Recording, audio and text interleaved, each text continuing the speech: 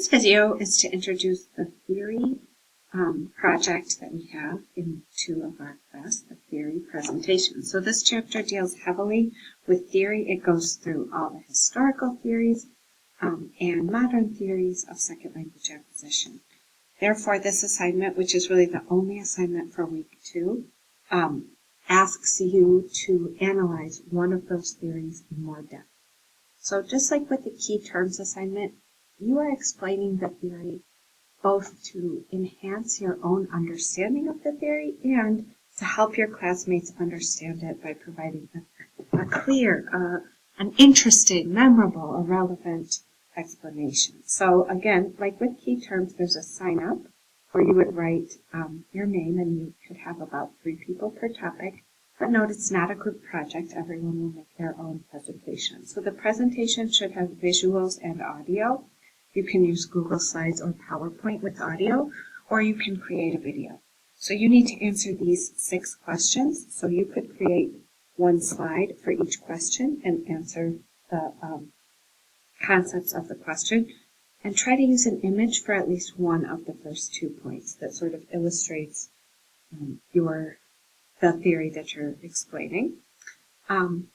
The whole presentation should be about 3 to 5 minutes. So you can imagine it doesn't have to be a super long presentation. If you went for about 30 seconds on each slide, you would reach that 3 minute. You may use other sources to learn about the theory. So I linked to 3 other textbooks or second language acquisition reference books that are in our Harper College Library. Just like with our class textbook, you would need to log into Harper College to access those books.